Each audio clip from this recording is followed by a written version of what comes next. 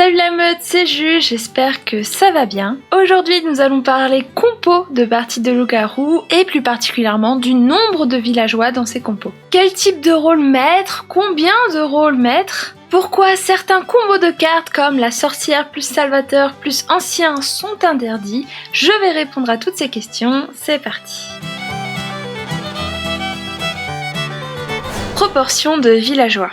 Donc là, on est totalement dans la série équilibrage et rappelez-vous la précédente vidéo, donc sur le nombre de loups-garous, en fiche juste ici. S'il y a trop de loups-garous, la partie est cassée. Ce sera totalement anti-jeu, les villageois n'auront aucune chance de gagner. Les loups-garous pourront facilement se concerter pour tuer des villageois systématiquement et les villageois seront obligés de tuer un loup-garou par jour, donc d'être parfaits pour gagner et malheureusement on ne peut pas leur demander ça, c'est trop. C'est pour ça, et retenez bien, que le nombre minimum de rôles villageois dans une partie donc de gentils est de 2/3 par rapport au nombre total de joueurs. Donc si on prend l'exemple d'une partie de 12 joueurs, on aura besoin d'un minimum de 8 villageois, de 8 innocents dans la partie pour qu'ils puissent avoir une chance. Cette proportion, il faudra l'augmenter en fonction du nombre de joueurs. Je vous le rappelle, la puissance des loups est exponentielle, plus il y a de joueurs, plus on met de loups dans la partie, mais plus il y a de loups, plus il faut un grand nombre de villageois pour pouvoir les contrer. Donc si on prend l'exemple d'une partie à plus de 20 joueurs, il faudra au moins 4/5 d'innocents pour pouvoir contrer la puissance des loups-garous. Si tu es nouveau sur la chaîne, n'hésite pas à t'abonner. En effet, cette vidéo est le 4e épisode de la série équilibrage, alors si tu es un MJ qui a envie de proposer de meilleures parties,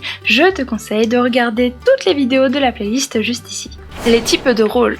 Vous l'avez sûrement remarqué, tous les types de rôles ne se valent pas. Les sensations de jeu sont totalement différentes entre le moment où on joue une voyante ou le moment où on joue un chasseur. Et pour cause, ce sont 2 types de rôles différents. On peut compter au moins 4 types de rôles phares au loup-garou. Nous avons les rôles de voyance, comme la voyante qui chaque nuit a des informations. Ça fait beaucoup d'informations à la longue, donc on appelle même ça un rôle de voyance majeur. Il existe aussi des rôles de voyance mineurs qui ont de plus petites informations, comme les 2 sœurs qui se connaissent innocentes entre elles, donc elles ont la petite information que quelqu'un d'autre est innocent avec elle. Nous avons des rôles de protection qui protègent notamment de l'attaque des loups-garous comme le Salvateur. Grâce à ces rôles, les villageois vont moins mourir face aux loups-garous et ça va même rallonger les parties. À l'opposé, nous avons des rôles assassins comme le chasseur qui tue des personnes et ça va écourter les parties. 4e type de rôle, on a les rôles de mécanique de jour. Ce sont des rôles qui peuvent empêcher de parler, empêcher de voter, doubler les votes, agir sur le pouvoir du maire, bref, toutes les mécaniques de jour. Et on a par exemple le corbeau qui met 2 fois sur un joueur. Donc si vous avez bien suivi, vous comprendrez que la sorcière a 3 types de pouvoirs. Elle peut protéger à l'aide de sa potion de vie, elle assassine avec sa potion de mort, et sa potion de vie qu'elle utilise sur un innocent la fait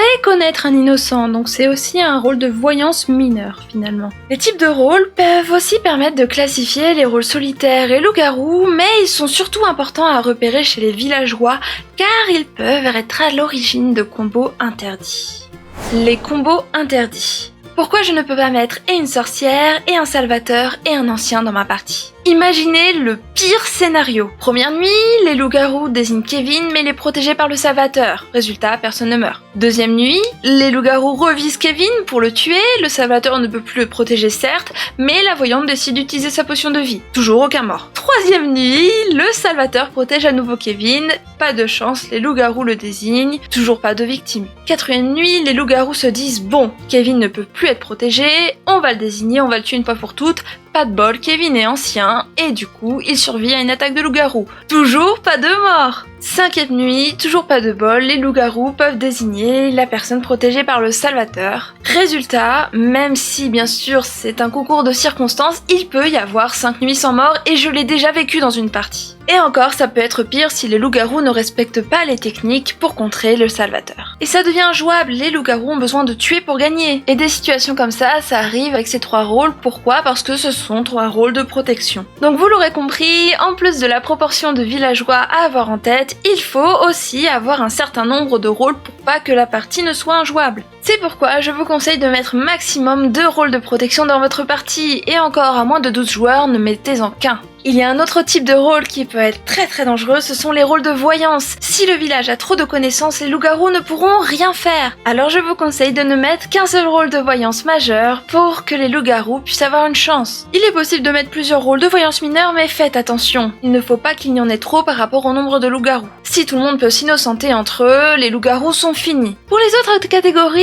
elles sont moins importantes, c'est donc plus libre. Mais j'ai quand même quelques conseils. Faites attention au nombre de rôles assassins. S'il y en a trop, vous aurez une partie très courte et très explosive. Si votre intention est de faire une partie carnage, c'est parfait, mais si vous voulez faire une partie plus sérieuse, il faudra limiter ce nombre de rôles. Attention au nombre de rôles qui agit sur la mécanique du jour. En effet, s'il y en a trop, ça pourra embrouiller les débats, embrouiller l'esprit des joueurs parce qu'il y aura trop de choses à retenir, donc faites attention à ça. Dernière petite astuce, faites attention au nombre de rôles qui se réveillent la nuit. Si vous avez trop de personnages à appeler la nuit, ça va être très ennuyeux pour les joueurs. C'est la fin de cette vidéo, j'espère qu'elle vous a aidé. Dans le prochain épisode de la série Équilibrage, on va parler du nombre de rôles solitaires. N'hésitez pas à vous abonner pour suivre tout ça, et le village s'endort!